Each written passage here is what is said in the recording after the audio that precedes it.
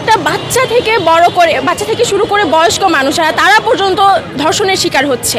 যারা বিবাহিত নারী তাদের জামাইকে এক সাইডে রেখে তাদের ধর্ষণ করা হচ্ছে। এইসব তো আমরা চাই নাই কখনো। এগুলোর বিরুদ্ধে প্রতিবাদ করতে, এগুলো যেন সরকারের নজরে আসে, সরকার যেন এগুলোর বিরুদ্ধে সুস্পষ্ট পদক্ষেপ নেয়, সেটার জন্য আজকের আমাদের আন্দোলন। ভালোবাসা তো আসলে একটা ফিলিংস, নিজের সম্ভ্রমটা দিয়ে তো আসলে ভালোবাসা প্রকাশ করা যায় না কখনোই। এখন আমি বলবো ভালোবাসা ঠিক আছে, ভালোবাসা সবার উপরে থাকবে, কিন্তু তাই বলে নিজের আত্মসম্মান বোধটা বজায় রেখে এরপরে আমি ভালোবাসি বা এরপরে আমি আমার ফিলিংসটা প্রকাশ করি। এই আসলে এক হাতে তো তালি বাজে না, এখানে ছেলে মেয়ে দুজনেরই দোষ থাকে। মেয়ে নিশ্চয়ই আবেগে ডিসিশন নিয়েছে, সে ভবিষ্যতের কথাগুলো চিন্তা করেনি, যার কারণে ওরকম পরিস্থিতি গিয়ে তখন তার বিবেক কাজ করেছে যে না, আমি যেটা করছি সেটা উচিত না বা সেটা ভালো না। এরপরে গিয়ে সে তার যোগ্য ডিসিশনটা নিয়েছে, কিন্তু সেটা আগেই নেওয়া উচিত ছিল বলে আমি মনে করি। মানসিকভাবে নিচু এটা তো কোনো শ্রেণী দ্বারা বিবেচনা করা যায় না। অনেক উচ্চ শ্রেণীর মানুষরাও মানসিকভাবে বিকৃত থাকে, তাদের মানসিক সমস্যা থাকে বলে তারা এইসব কাজ করতে পারে। এটার আসলে কোনো শ্রেণী হয় না, নিচু শ্রেণীর মানুষ হোক বা উঁচু শ্রেণীর মানুষ হোক, সবারই এরকম আকাঙ্ক্ষা থাকে। একজন করেছে, তারা সেটা শাস্তি পায়নি, এখন তার দেখা দেখি যারা লুকিয়েছিল তারা এটা করার উৎসাহ পাচ্ছে, কারণ শাস্তি দেওয়া হচ্ছে না, তাদেরকে কোনো উপযুক্ত শাস্তি দেওয়া হচ্ছে না, তারা ছাড়া পেয়ে বিন্দাস ঘুরছে।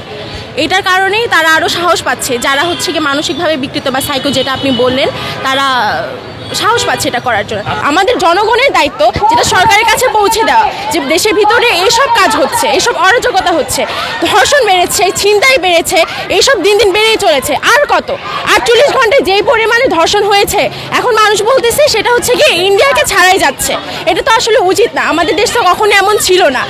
এখন জুলাই আন্দোলনের পরে একটু দেশের ভিতরকার পরিস্থিতি নড়বড়ে, সেটা আমরা সবাই বুঝছি, কিন্তু তাই বলে আইন শৃঙ্খলা বাহিনীর তো একটু কাজ করা দরকার। তারা যদি পদক্ষেপ না নেয় তাহলে তো এইসব থামবে না। তাদের কাছে এটাই আহ্বান যে তারা যেন এই জিনিসটাকে নজরে এনে উপযুক্ত পদক্ষেপ গ্রহণ করে। অবশ্যই তাদের মধ্যে ধর্মীয় শিক্ষার অভাব রয়েছে, তার উপর মূল্যবোধেরও অভাব রয়েছে, কারণ একটা সুস্থ মস্তিষ্কের মানুষ অন্তত ক্লাস 4 কোনো বাচ্চাকে রেপ করতে পারে না। বাচ্চাটা শহীদ মিনারে ফুল দিতে যাচ্ছিল, লোকটা একজন প্রাপ্তবয়স্ক মানুষ কেন এটাকে রেপ করবে? এটা তো কোনোভাবেই উচিত না, তাই না?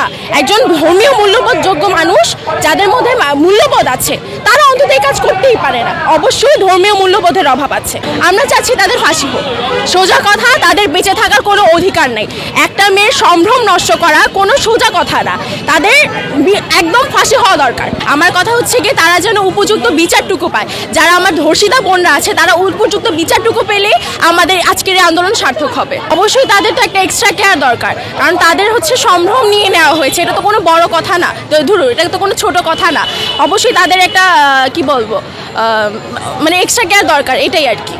আমি মনে করি এটা যার যার ব্যক্তিগত বিষয়, কারণ এটাই যদি হতো তাহলে সেই যে ক্লাস 4-এর মেয়েটা, তাকে তো রেপ করার কোনো কারণ ছিল না। আমাদের ক্লাস 4-এর একটা ছোট্ট বাচ্চা, তাকে দেখে সে কোন ছেলে মানুষের সাথে মেলামেশা করবে যে তাকে দেখে একটা মানুষের ভিতরকার অনুভূতি নাড়া দিবে? এটা তো কোনোভাবেই সম্ভব না, তাই না?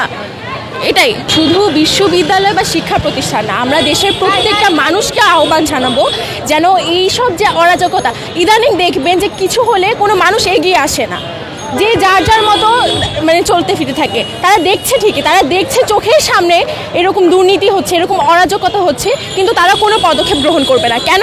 তাদের জানের ভয়।